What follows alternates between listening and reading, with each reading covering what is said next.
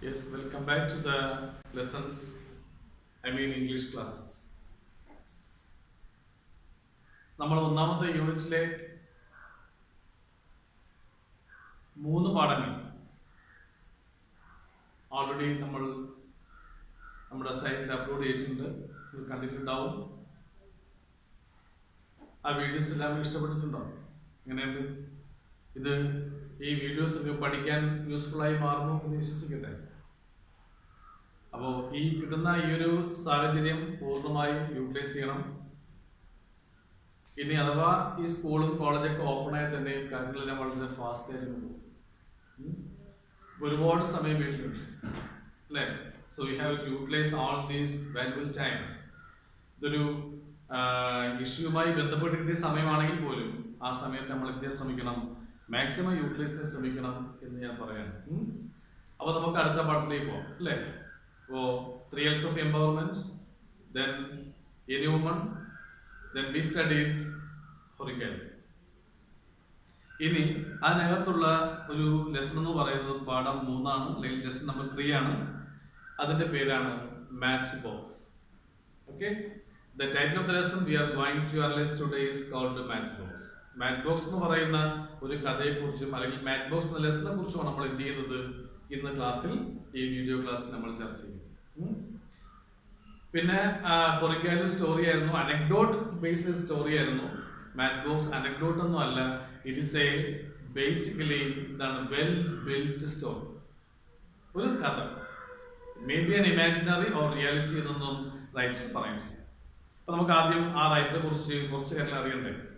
And every piece of writing, അത് എന്തായിക്കോട്ടെ, drama ആയിക്കോട്ടെ, സ്റ്റോറി ആയിക്കോട്ടെ, പോം ആയിക്കോട്ടെ, and we should know the man behind the writing, man behind the lesson, or the writer behind the lesson. That means you should know some details about the profile of an author. And here we have a author called Asha Purnadevi. ഇവിടെ നമ്മൾ പഠിക്കുന്ന കഥയുടെ rights ആരെന്ന് ചോദിച്ചാൽ ആശ പൂർണ്ണദേവി എന്ന് പറയുന്ന ഒരു Bengali writer. അപ്പോൾ ഇത് നമുക്ക് ഇംഗ്ലീഷിൽ പറയാൻ പറ്റും. Asha Purnadevi is a well known Bengali novelist and poet. അറിയപ്പെടുന്ന ബംഗാളി നോവലിസ്റ്റും പോയറ്റും ആണ് എന്ന് പറയുന്നത് ആശാ പൂർണ്ണദേവി. പിന്നെ നമ്മൾ ഈ റൈറ്ററുടെ വർക്കിലെടുത്ത് നോക്കിയാൽ ഒരു ജനറലായ ഒരു കാര്യം മനസ്സിലാക്കാൻ പറ്റും. She rights about and four women. എപ്പോഴും സ്ത്രീകൾക്ക് വേണ്ടി മാത്രമാണ് അവർ എഴുതാറുള്ളത്. കാരണം whenever she began to use the pen, it is mainly for women. അത് സ്ത്രീകൾക്ക് വേണ്ടി മാത്രമാണ്. അപ്പൊ അങ്ങനെ ഒരു ക്യാരക്ടർ, അങ്ങനെ ഒരു സ്വഭാവ രീതി ഈ റൈറ്റർക്ക് ഉണ്ട് എന്ന് പറയുന്നത് നെഗറ്റീവ് ഒന്നും അല്ല. പക്ഷേ വുമൺസിന്റെ മെന്റൽ വേരിയേഷൻസ് എല്ലാം വളരെ വ്യക്തമായി അവർക്ക് പറയാൻ പറ്റുന്നത് അതുകൊണ്ട് തന്നെ ആയിരിക്കും. പിന്നെ ഒരുപാട് കാര്യങ്ങൾ അതിന്റെ ഡീറ്റെയിൽസ് പറയുന്നുണ്ട്, കുറെ വർക്കുകളെ കുറിച്ച് പറയുന്നുണ്ട് നിങ്ങളുടെ ടെക്സ്റ്റ് ബുക്കിനകത്ത്. അതെല്ലാം നമ്മൾ വായിക്കുക. എന്നാൽ ചില കാര്യങ്ങൾ എനിക്ക് പറയാതിരിക്കാൻ പറ്റാത്ത കാര്യങ്ങൾ ഞാൻ പറയും. And she was one the Jnanpith award അല്ലെ? ജ്ഞാനപീഠം അവാർഡ് എന്ന് കേട്ടിട്ടില്ലേ? അപ്പൊ ഇന്ത്യയിൽ കൊടുക്കുന്ന ഏറ്റവും വലിയ ലക്ഷറി അവാർഡാണ് എന്ന് പറയുന്നത് ജ്ഞാനപീഠ്. എന്ന് മാത്രമല്ല, ഈ Padma Shri, Padma Bhushan, Padma Vibhushan, and these are the 3 Padma awards in India. അതിൽ പത്മശ്രീ അവാർഡ് 1976 ആർക്ക് കിട്ടിയിട്ടുണ്ട്? ആശാ പൂർണ്ണദേവിക്ക് കിട്ടിയിട്ടുണ്ട്. പിന്നെ അനദർ ഗ്രേറ്റ് അച്ചീവ്മെന്റ് എന്ന് പറയുന്നത് ഷീ വാസ് ഓണേർഡ് ബൈ സാഹിത്യ academy fellowship in 1994. And these are small descriptions we should know about the author. ചിലപ്പോൾ ഈ ഡീറ്റെയിൽസ് എല്ലാം തന്നിട്ട് പറയാൻ പറ്റും. റൈറ്റ് എ പ്രൊഫൈൽ എന്ന് പറയുമ്പോഴും ഇത് എഴുതണം. പ്രൊഫൈൽ മാർക്ക് ചെയ്യുമ്പോൾ ശ്രദ്ധിക്കേണ്ട ഓർഡർ കറക്റ്റ് ആയിരിക്കണം. പിന്നെ പറയുന്ന കാര്യങ്ങളുടെ ചെറിയ രീതിയിൽ ഗ്രാമർ എന്താണ് കറക്റ്റ് ചെയ്ത് പോകണം കേട്ടോ. നമ്മളെല്ലാവരും പറയും ഐ വാസ് ബോൺ എന്നൊക്കെ പറയുമ്പോൾ ആക്ച്വലി അതൊരു എന്താണ് ആക്റ്റീവ് വോയിസ് സെന്റൻസ് എന്ന് പറയുന്നത് പാസീവ് ആണ്. അപ്പൊ അതൊക്കെ മാറ്റി എഴുതാൻ ശ്രമിക്കണം. നമ്മൾ എപ്പോഴും സംസാരിക്കുമ്പോൾ ആക്റ്റീവ് വോയിസിലെ പറയാവൂ, പാസീവ് ഒന്നും വേണ്ട. നമ്മളെല്ലാവരും പൊതുവെ പറയണം ഐ വാസ് ബോൺ എന്നൊക്കെ പറയുമ്പോൾ എന്താണെന്ന് മാറി ഞാൻ ജനിക്കപ്പെട്ടു, മറ്റൊരാളോട് ജനിക്കപ്പെട്ടു എന്നാണ് അർത്ഥം. അങ്ങനെയുള്ള കാര്യങ്ങൾ എഴുതരുത്. എപ്പോഴും ആക്റ്റീവ് വോയിസിൽ മാത്രമേ എന്ത് ചെയ്യുക, പ്രൊഫൈലുകൾ എഴുതാൻ ശ്രമിക്കുക. ഓക്കെ, അപ്പൊ നമുക്ക് അതിലേക്ക് പോകും. What's the title of the story is called match box. Match box എന്നാണ് ഈ കഥയുടെ പേര്. അപ്പോ ഒരു കഥ വായിക്കുമ്പോൾ whenever you read a story, at least you know what is about the theme, അല്ലേ? ആ കഥയിൽ മുഴുവൻ സ്പാൻ ചെയ്ത് പോകുന്ന അല്ലെങ്കിൽ എന്താണ് കൺവേ ചെയ്യപ്പെടുന്ന തീം ഉണ്ടാവും. And that's another fact you should know or stick in your mind about a story.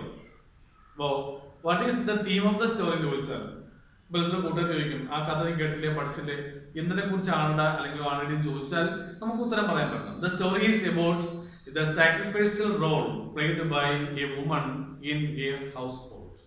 ഒരു കുടുംബത്തിൽ ഒരു സ്ത്രീ ചെയ്യുന്ന സാക്രിഫൈസിങ് ആയിട്ടുള്ള വലിയ ത്യാഗത്തിന്റെ കഥയാണ്, അല്ലെങ്കിൽ ആ ത്യാഗത്തിന്റെ സമ്മറിയാണ് ഇത് പാഠം നോമിത എന്ന് പറഞ്ഞ കഥാപാത്രത്തോട് നമ്മൾ ഇവിടെ വായിക്കുന്നത്, ഈ ലെസണിൽ വായിക്കുന്നത്. അപ്പോൾ the heroine of the story is called നോമിതയാണ് ഈ കഥയിലെ ആരെന്ന് പറയുന്ന നായിക. ഈ കഥയുടെ ലൊക്കേഷൻ എന്ന് പറയുമ്പോൾ it is located in a 3-storied building.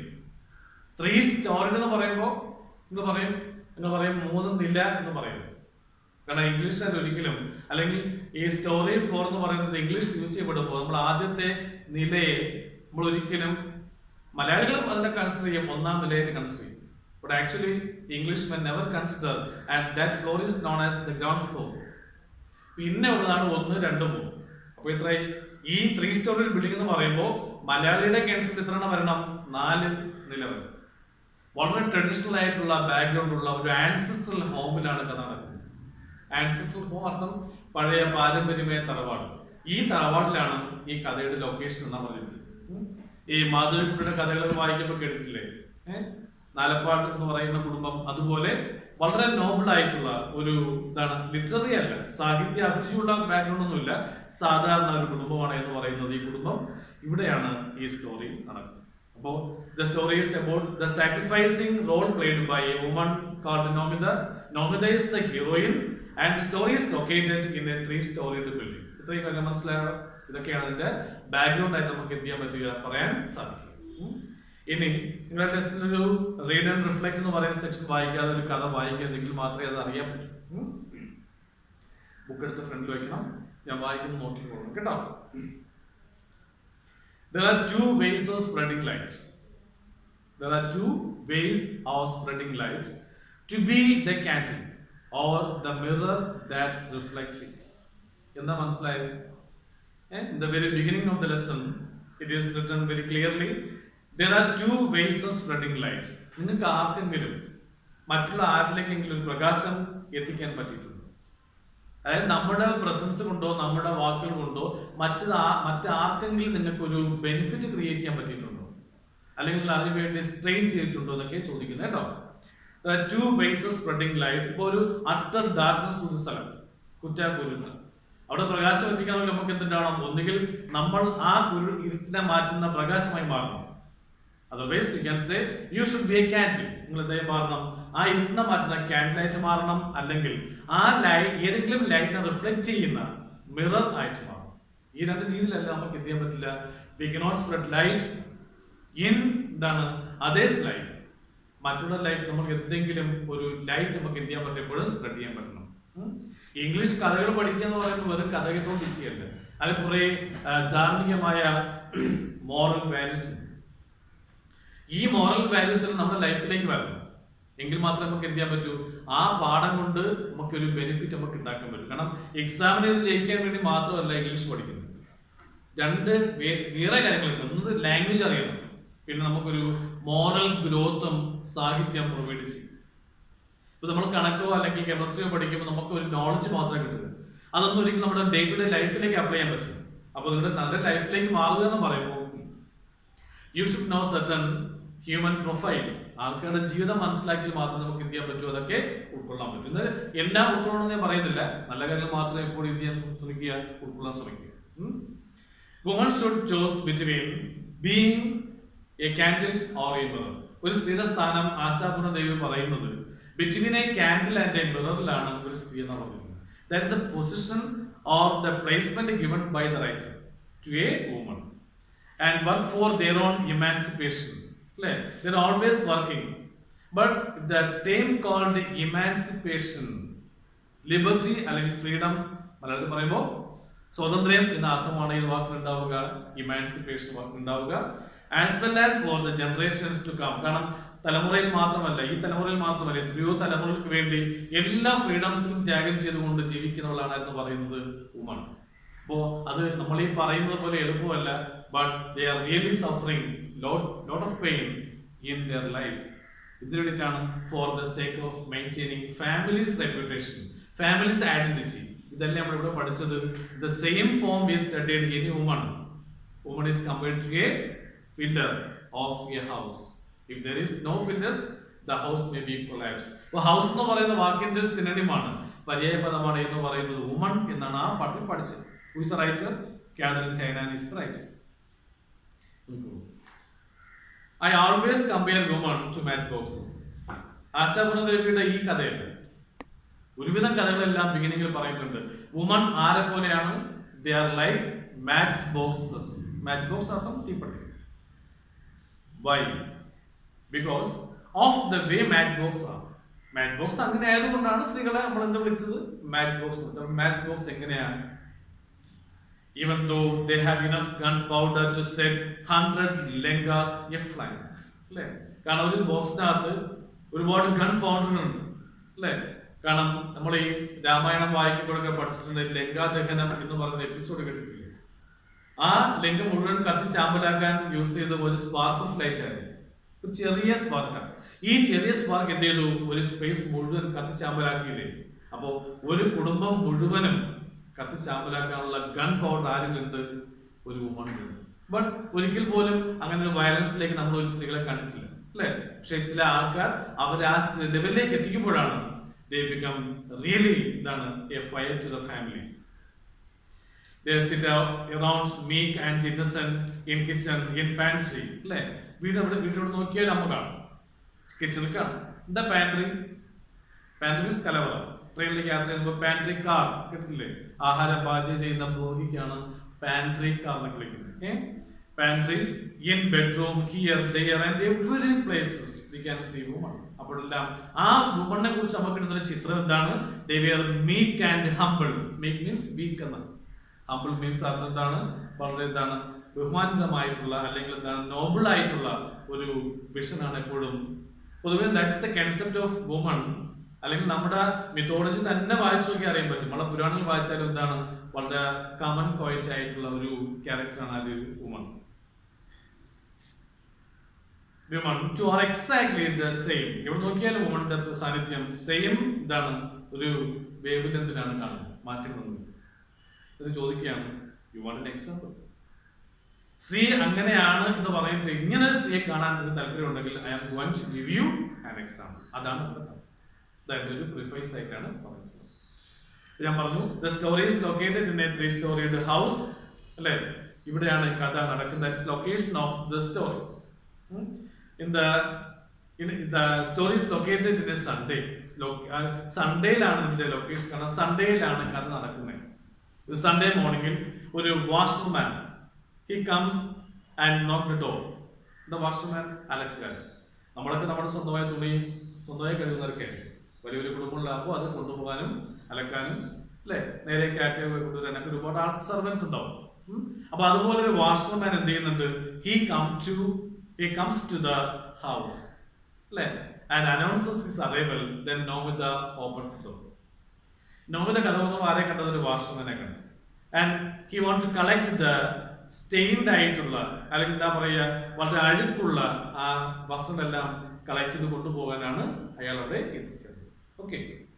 Nomita says, "Please wait, I will bring all the shirts and other clothes to you." എന്ന് പറഞ്ഞു നോമിത വീടിനകത്തേക്ക് അപ്സ്റ്റേഴ്സിലേക്ക് എന്ത് ചെയ്തു? മോളിൽ. And then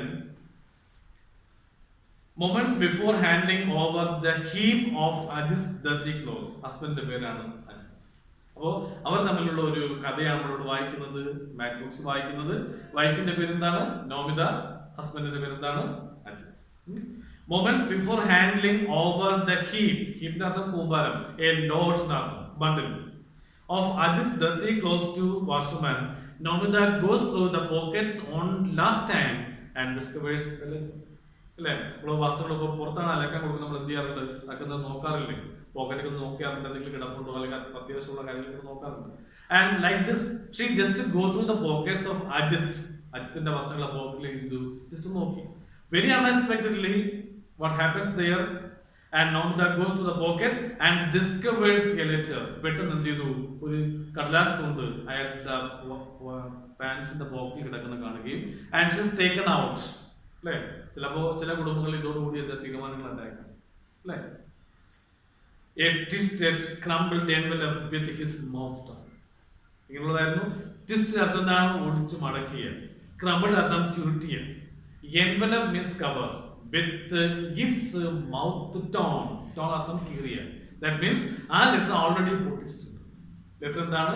നല്ലപോലെ പൊട്ടിച്ചിട്ടുണ്ട്, വായിച്ചിട്ടുണ്ട്, വ്യക്തമാണ്. Because the mouth is tone. കീറി പറഞ്ഞ ടോൺ ക്ലോത്ത് കേട്ടില്ലേ? കീറി പറഞ്ഞ വസ്ത്രങ്ങൾ. ആൻഡ് ഓൺ ദ envelope, ആ എൻവലപ്പിന്റെ മുകൾ ഭാഗത്തായിട്ട് ആർക്കാണോ ലെറ്റർ അയച്ചിട്ടുള്ളത് അയാളുടെ പേരിട്ടുണ്ട്. The address is there and ആർക്ക് വന്നതാണ്? നോമിതാസ് നെയിം. നോമിതയ്ക്ക് വേണ്ടിയിട്ടുള്ള ലെറ്റർ. ഈ പാഠം പഠിച്ചുകൊണ്ട് നിങ്ങൾ assume ചെയ്യും you are a wife of a big family and this is the way your husband is behaving. What's your reaction? നിങ്ങളുടെ റിയാക്ഷൻ ആയിരിക്കും അല്ലേ? കാരണം പേഴ്സണലി നമ്മുടെ ആരുടെയും ലെറ്റർ ഓപ്പൺസ് വായിക്കുന്നു, അത് പൂർണ്ണമായും പേഴ്സണൽ തന്നെയാണ്. അതൊരു നല്ല ഹാബിറ്റ് ആണെന്ന് ചോദിച്ചാൽ it is not a good habit, it's ugly habit. പിന്നെ ചിലർ ചോദിക്കും ഭർത്താവല്ലേ പൊട്ടിച്ച് വായിച്ചു ചോദിച്ചാൽ വായിക്കേണ്ട ഒരു ആവശ്യകത എന്തായാലും വായിക്കും അല്ല, വെറുതെ അയാൾ വായിച്ചിരിക്കണം എന്നൊരു നിർബന്ധമൊന്നും ഈ മാരേജിന്റെ ബൈലോയിൽ പറഞ്ഞിട്ടുണ്ട്. പിന്നെ അങ്ങനെ ഒരു ഇഷ്യൂ ഉണ്ടെങ്കിൽ പൊടിച്ചു വായിക്കും, ഇഷ്യൂസ് ഒന്നും ഇല്ല അല്ലേ? Nomita's name. A flame goes up, dope in all Nomita's nerves and veins. So എനിക്ക് വന്ന ലെറ്റർ എനിക്ക് തരാതെ അയാൾ പൊടിച്ചു വായിച്ചു എന്ന് പറയുമ്പോൾ ഉണ്ടാകുന്ന ഒരു ഇൻഡിഗ്നേഷൻ ഉണ്ട്, കോപം അല്ലെ, വല്ലാത്തൊരു എന്താണ് ദേഷ്യം അവളുടെ ഞരമ്പുകളിലൂടെ എന്ത് ചെയ്തു, ആളി കത്തി. സാധാരണ ഇത്രയും വയലൻസ് അവിടെ ഉണ്ടാവാറില്ല. She drops the clothes in her hand and sit on the bed. കയ്യിൽ നിന്ന് എന്താണ് ക്ലോസ് എല്ലാം താഴെ.